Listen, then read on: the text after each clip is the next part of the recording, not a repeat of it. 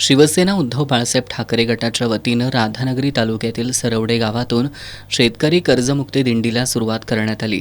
सरवडे गावातून सुरू झालेली ही दिंडी कासारपुतळे, कासारवाडा, सावर्डे, अकनूर या गावांसह 10 गावातून निघालेल्या या दिंडीचा स्वमांगोली इथं दिंडीचा समारोप झाला। सरसकट कर्जमाफी द्या, शक्तीपीठ महामार्ग रद्द करा, नियमित कर्ज परतफेड करणाऱ्या शेतकऱ्यांना 50,000 रुपये अनुदान द्या, शेतीपंपाला मोफत वीज द्या, खते बी बियाण्यास 50% सबसिडी द्या, या मागण्या यावेळी करण्यात आल्या।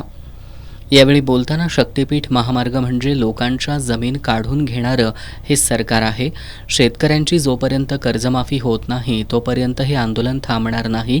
भविष्यात आंदोलन तीव्र स्वरूपात होणार असल्याचं ठाकरे गटाचे विजय देवणे म्हणालेत।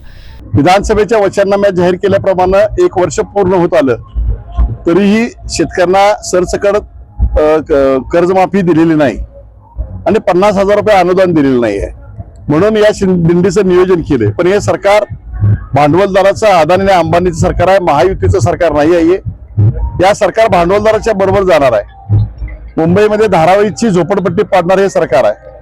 शक्तीपीठ महामार्ग करून लोकांच्या जमिनी काढून घेणारे हे सरकार आहे। म्हणून आम्ही शेतकऱ्यांची कर्जमाफी मिळेपर्यंत कोणत्याही परिस्थितीमध्ये हे जनआंदोलन थांबणार नाही आहे। महायुती सरकार हे निवडणुका डोळ्यासमोर ठेवून लोकांना योजनांचं गाजर दाखवणारं सरकार आहे। महायुतीला त्यांची जागा दाखवल्याशिवाय शिवसैनिक गप्प बसणार नसल्याचं उपजिल्हाप्रमुख सुरेश चौगले यांनी सांगितलं। 3,000 देतात तिथे आता 1,500 वरती ते 1,500 वरती बी आता यांचा डोळा जिल्हा परिषद पंचायत समितीवर असू शकतोय। ते माझ्या मते ते पंचायत समिती जिल्हा परिषद तेही झाल्यानंतर बंद होईल अशा पद्धतीचं भूलथापा देणारं हे सरकार आहे। या दिंडीत जिल्हाप्रमुख प्राध्यापक सुनील शिंत्रे, सुरेश चौगले, उत्तम पाटील, बाबासाहेब पाटील, सागर पाटील यांच्यासह शिवसैनिक मोठ्या संख्येनं सहभागी झाले होते।